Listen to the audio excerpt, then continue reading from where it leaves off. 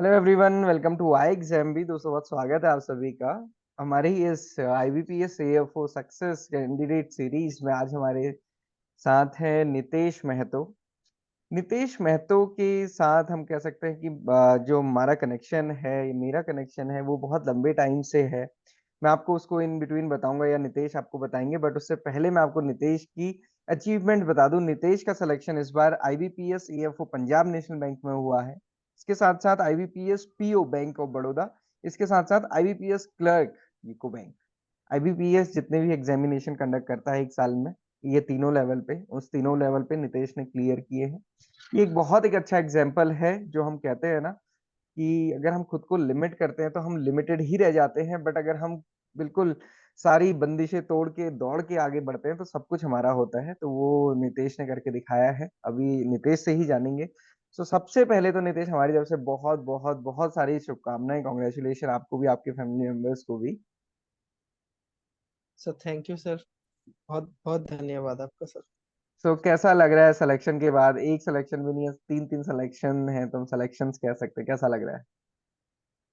Sir पहले तो जब रिजल्ट देखा अंदर से बहुत खाली फील हो रहा था। मतलब अचानक से इतने साल का स्ट्रगल के बाद अचानक सक्सेस मिलता है तो सर समझ नहीं पा रहा था। मैं 2-3 घंटे मेरे को कुछ समझ नहीं आया। उसके बाद सर अच्छा फील होने लगा। तो आप एक बार अपने बारे में थोड़ा सा ब्रीफ बताइए कि आपका जो ग्रेजुएशन था वो कब कहाँ से किया, और उसके बाद से आप कब से प्रिपरेशन कर रहे हैं, और ये कौन सा अटेम्प्ट था आपका? सर मैंने अपने graduation Doon Doon group of college से किया जो उत्तराखंड में है। क्योंकि सर मेरा देहरादून। आईसीएसई हो नहीं पाया था हम्म। ट्वेल्थ ट्वेल्थ के बाद, क्योंकि मेरे परफॉर्मेंस अच्छा था। मैं एक बिलो एवरेज स्टूडेंट ही था पहले से ही। तो हम्म। मेरा ग्रेजुएशन दून कॉलेज से हुआ। ग्रेजुएशन के बाद सर मेरा ड्रीम था कि मैं एमएससी करूँ, कुछ अच्छा एमएससी एग्रोनॉमी में। मेरा बहुत ड्रीम था, मैंने उसके लिए तैयारी भी की थी। लेकिन उस टाइम एक रूल आ गया था जो नॉन आईसीआर वालों को एमएससी नहीं किया, मतलब करने, मतलब वो उनको बैंड कर दिया गया था एलिजिबल एमएससी से। नहीं थे। तो हाँ। उस एलिजिबल नहीं थे। तो हम्म। उसी वजह से मेरे को सर शिफ्ट करना पड़ रहा था। तो मैं इसी गवर्नमेंट जॉब के प्रिपरेशन में उसी दिन से 2021 से मैं शिफ्ट कर लिया। हम्म। तो इस वजह से आज मैं यहाँ हूँ।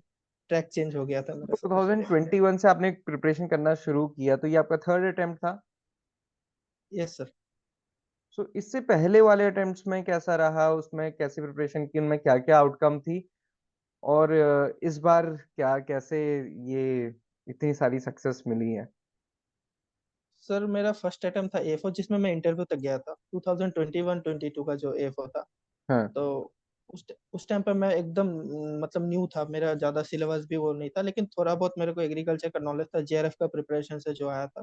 तो उसके थ्रू मैं इंटरव्यू तक चला गया था, पर सिलेक्शन नहीं हो पाया था मेरे। चार हम्म। मार्क्स से शायद सिलेक्शन नहीं हो पाया था। उसके बाद सर सेकेंड अटेम्प्ट था, उसमें सर मैंने बहुत सारी गलतियां की थी। मैंने डिस्ट्रैक्शन बहुत हो गया था। मैं बहुत इधर उधर टाइम वेस्ट करने लग गया था। तो उस वजह से मेरा 0.6 से मेरा ए फोर रुका था, 1 मार्क से मेरा पीओ रुक गया था। जी। लेकिन जो थर्ड अटेम्प्ट में जो आया था, तो इस थर्ड अटेम्प्ट में मैंने सर जितने डिस्ट्रैक्शन है सबको साइड करके सर खुद के ऊपर फोकस किया। क्योंकि इस टाइम मेरे पास डू और डाई सिचुएशन एक टाइप का हो गया था, क्योंकि सर हमारी फाइनेंशियल हालत बहुत ही खराब थी। सर मैं हम्म। कोचिंग मतलब कोई ज्यादा कुछ एफोर्ड भी नहीं कर पा रहा था उस टाइम। तो इसीलिए मैं छोटे छोटे जो बच्चे हैं उनके ट्यूशन पढ़ाना स्टार्ट कर दिया था, अपने पढ़ाई के जो मतलब जो खर्चा होता है उसको निकालने के लिए। तो इसी टाइम पर सर, और मेनली सर एक बात है, जो माइंडसेट होता है हमारा, वही हमारा सक्सेस का वो होता है। मतलब होते हैं ना सर, महाभारत में श्री कृष्ण है, हम्म। वही हम हमारे श्री कृष्ण हम खुद ही होते हैं सर। हमें ये तो है। खुद को समझना पड़ता है। ये तो तो है। उसी वजह से सर मैंने पूरे इस साल पूरे लगभग 9 से 10 घंटा का पढ़ाई मेरे को करना पड़ा था, क्योंकि 4-5 घंटा मेरा जनरल बैंकिंग में ही चला जाता था हम्म। और 5 घंटा ईएफओ। तो इसी साल मेरे इसीलिए मेरे तीनों एग्जामिनेशन निकल गए सर। अच्छा, और यहाँ पे आरआरबी मैं मेरा मेंशन 12। मैं यहाँ पे एक चीज मेंशन करना चाहूंगा। लास्ट ईयर आपने मुझे मैसेज किया था 6 अप्रैल को। तो वह मैसेज थोड़ा सा स्टार्टिंग आपको पढ़ के बताता हूँ।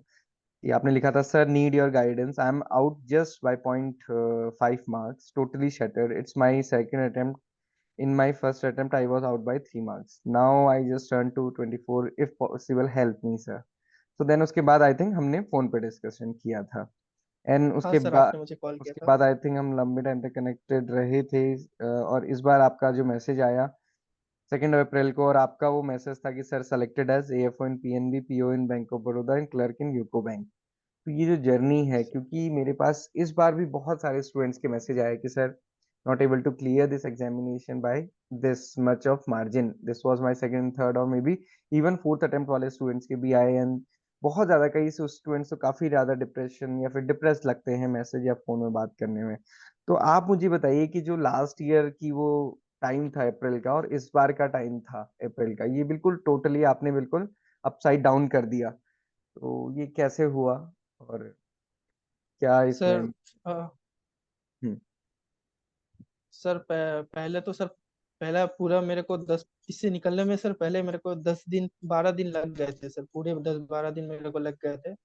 मेरा पूरा होपलेस हो चुका था उस टाइम, क्या करूँ क्या ना करूँ। लेकिन सर एक बात है सर, अगर हमें को रेस जीतना होता है ना, हमें सर मैदान छोड़ना नहीं चाहिए। If you want hmm. To win the race just be in the race, यही बात हम्म। हो रहा है तो सर। ये तो है।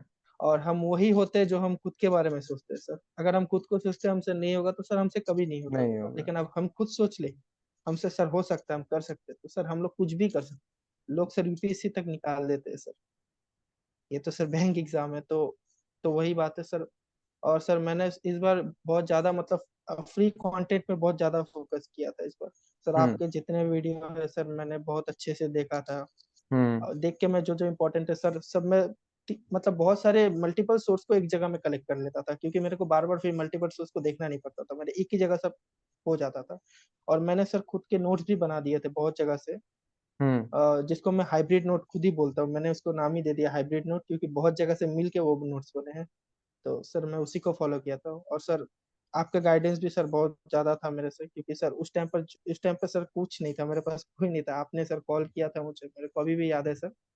हम्म। एक बड़े पेरेंट्स के जैसे आपने मुझे उस टाइम संभाला था सर, बहुत थैंक यू आपका उस बात के लिए सर। अगर सर उस टाइम आप लोग नहीं होते तो शायद पता नहीं सर मैं इतना दूर तक आ पाता या नहीं। देखिए यार, आपकी वो मेहनत बहुत बड़ी रही। एंड क्योंकि देखिए, गाइड करना तो चीज एक चीज होती है, बट जो मैंने ये देखा कि जब आपका मैसेज मैंने देखा अपने टेलीग्राम चैनल पे कि सर इन तीनों में सेलेक्ट हुआ, तो मैंने ऊपर की चैट देखी कि ऊपर क्या था। तो मैंने कहा ये तो काफी लंबी टाइम से हमारी चैट, मतलब उसमें डिस्कशन था क्योंकि काफी सारे स्टूडेंट्स के साथ रहता है तो नेम ऐसे याद नहीं रहता है। बट वो एक बहुत अच्छा लगा ये देख के कि लास्ट ईयर ये कंडीशन थी और ये इस बार की कंडीशन है, क्योंकि इस बार भी जिन स्टूडेंट्स का सिलेक्शन नहीं हुआ उनके लिए ये सोच पाना बहुत मुश्किल होता है कि अगर हम फिर से प्रिपेयर करेंगे तो आउटकम क्या होगी, क्या हमारा सिलेक्शन होगा या नहीं होगा, क्योंकि अगेन फिर से ये कंपटीशन है। और फिर मैं हमेशा हर किसी को ये बोलता हूँ कि अपने आप को लिमिटेड मत रखो एएफओ तक। ऐसा कोई एग्जाम नहीं होना यस चाहिए जो सर। आपसे क्रैक ना हो सके, है ना। क्योंकि जिसमें कौन सी इंग्लिश है तो सब, बट वो मुझे लगता है कि आप एक बिल्कुल रियल एग्जाम्पल हैं। तो वो थोड़ा सा हाईलाइट कीजिए कि आपने जनरल को कब से टारगेट करना शुरू किया, लास्ट ईयर से, उससे पहले क्या, कब से आपके माइंड में ये सारी चीजें चल रही थी। सर लास्ट ईयर जब मैंने आपको कॉल किया था आपने मुझे यही बताया था, जो सिर्फ एएफओ के टारगेट मत करो, बहुत सारे एग्जाम जनरल बैंकिंग सारे थे। तो सर मैं पहले से ही सर जनरल बैंकिंग में था, तो मैंने सर स्टार्ट किया था आरआरबी से सर। और हम्म। मैं दिन में सुबह में सर 5 से 6 बजे तक उठ जाता था। और हम्म। सर 5 से 9 तक मैं सर एग्रीकल्चर ही पढ़ता था। सुबह। 9 से एग्रीकल्चर पढ़ता था, फिर सर उसके बाद हाँ सर फिर उसके बाद सर ब्रेकफास्ट होते होते सर 12 1 बज जाते थे, पूजा वूजा करके सर 12 1 हम्म। बज जाते थे नहा वहा के मतलब हमारा। हम्म। तो उसके बाद से सर मैं जनरल बैंकिंग करता था सर। मैं डेली एक एग्रीकल्चर का और एक जनरल बैंकिंग का मॉक लगाता था। प्री का मॉक लगाता था, एक जनरल बैंकिंग का पीओ क्लर्क जो भी सीजन वाइज होता था, हम्म। और एग्रीकल्चर लगा लेता था। और जनरल बैंकिंग में सर मेन है आपका क्या होता है सर, आप करते हो लेकिन ये होता है ना मॉक का एनालिसिस। एनालिसिस सबसे ज्यादा एनालिसिस। इंपॉर्टेंट है, चाहे वो एग्रीकल्चर हो वो सर चाहे वो जनरल बैंकिंग हो। अगर आप एनालिसिस ठीक से नहीं करोगे ना सर, आप अपने आप का कमियां नहीं ढूंढ पाओगे। और ये तो है। जनरल बैंकिंग मैंने इस साल बहुत ही ज्यादा सर मॉक दिया, जिसकी वजह से मेरा स्पीड बहुत ही ज्यादा हो गया था सर। तो उसी वजह से सर क्लरिकल में आपको बहुत ज्यादा स्पीड चाहिए होता है ये क्लियर तो है। करने के लिए सर। आपको फिर तो तो उसके बाद एएफओ का क्वांट चीजें इंग्लिश कुछ भी नहीं लगता होगा। सर मैंने तो अक्टूबर से सर एफओ का प्री का पढ़ना ही बंद कर दिया था, पीओ मेंस के बाद से मैं सिर्फ मेंस ही पढ़ रहा था अक्टूबर से। और मेरे एफओ प्री में 63.63 मार्क्स थे। मुझे लगता है अभी तक मैंने जितने स्टूडेंट से सुना है ये सबसे हाईएस्ट है, मेरी शायद इससे पहले अमोल या पता नहीं किससे बात हुई थी, तो उन्होंने बताया 58 मार्क्स उनके थे, 63 आपके सर मैं मार्क्स। 2 मंथ अगर 2 मंथ पर भी लेता तो सर मैंने 75 से ऊपर ही चले जाते, लेकिन मैंने ज्यादा एफर्ट नहीं था क्योंकि सर मेंस ज्यादा इंपॉर्टेंट होता है। प्री में अगर हो जाता है एक लेवल तक तो ठीक है सर। तो फिर जब प्रीलिम्स का रिजल्ट, सॉरी प्रीलिम्स हो चुका था, क्योंकि उसके बहुत दिनों बाद मेंस का आता है, तो आप तो उस टाइम पे बिल्कुल कॉन्फिडेंट हो कि अपना मेंस की प्रिपरेशन कर रहे होंगे, या उस समय डाउट था कुछ? सर सर मेरे को प्रीलिम्स का सर पहले से कोई डाउट नहीं था सर। मेरा मेरा सर प्रीलिम्स में मेरे को उस डाउट नहीं था, इसी वजह से मैं मेंस के लिए बहुत ज्यादा कॉन्फिडेंट था। और मैंने सर मेंस आते आते मैंने सर 5 बार रिविजन कर लिया था सिलेबस को। तो मैं ये कहूंगा कि हर स्टूडेंट्स को ना ये स्ट्रेटजी अपनानी चाहिए कि क्या डर डर के जीना कि प्रीलिम्स के लिए भी डर लगे। ऐसे ही अपनी कंडीशन करनी चाहिए कि प्रीलिम्स के लिए कोई डर ही ना लगे। सो मुझे लगता है कि आपसे सर काफी स्टूडेंट्स रिलेट कर पाएंगे। सर मेनली जो मैंने जितना देखा अपने क्लोज क्लोज बहुत सारे मेरे दोस्त है एफओ का प्रिपरेशन करते हैं, वो सर जनरल बैंकिंग का एक भी एग्जाम नहीं देते, वो डायरेक्ट जाते हैं सर एफओ देने। और वहीं पर सर गड़बड़ हो जाता है उनके हाँ, साथ। ये तो है। और उसमें भी ये अप्रोच लेके चलते हैं कि प्रीलिम्स तो हो ही जाएगा क्योंकि कट ऑफ कम जाती है। सर वो बोलते हैं सर 30 मार्क्स आने से सर हो जाएगा, 25 मार्क्स आने से। सर मेनली अपना बेस देना चाहिए, अपने आप को इस लेवल तक जाना चाहिए जो एफओ प्री ऑप्शनल हो जाए, मतलब ये एक तो है, हो जाए फॉर्मेलिटी बन जाए वो। एएफओ ही ऑप्शनल हो जाए ना, हम क्यों एक ही एग्जाम को बिल्कुल जीने या मरने का सवाल बना के लेके चले। ये तो एक्सेप्ट काफी। और इंटरव्यू की प्रिपरेशन कैसे की, और इंटरव्यू में क्या इस बार अलग किया, क्योंकि इंटरव्यू तो आपने पहले भी दिए। सर मैंने इंटरव्यू के लिए सर कुछ स्पेशली कुछ पढ़ा नहीं था सर। पीयू की वजह से मेरा जनरल बैंकिंग हो गया था सर।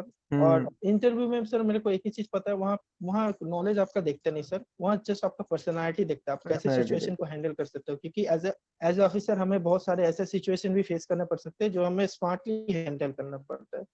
तो वहां पर मैंने सर बस अपना कॉन्फिडेंस रखा, अपना सिचुएशन बेस्ड में बहुत अच्छा परफॉर्मेंस किया अपना, बस अपने आप को शांत रखा, कामली सब कुछ हैंडल किया इंटरव्यू में। और मेरे पीओ में सर इस वजह से पीओ में 17 मार्क्स आए और एएफओ में मेरे 16.5 मार्क्स आए इंटरव्यू। गुड, ये तो अच्छा स्कोर है, क्योंकि इस बार हमने देखा काफी स्टूडेंट्स के 12 13 14 मार्क्स ही आए हैं, आपके काफी अच्छा स्कोर रहा।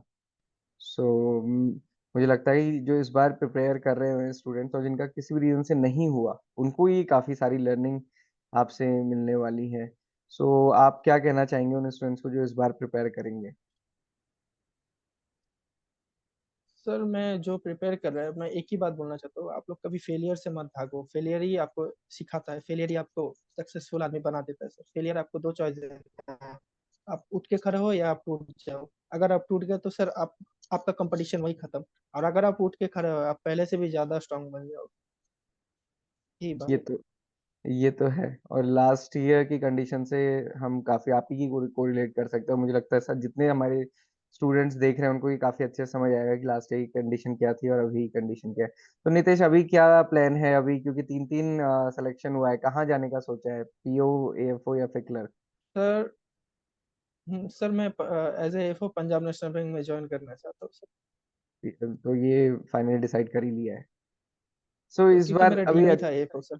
अच्छा, तो ये अभी हाँ, क्योंकि एग्रीकल्चर बैकग्राउंड से प्रिपरेशन तो वहीं से शुरू की थी, कहीं ना कहीं वो तो रास्ते यस में सर। ये आते गए और मिलते गए।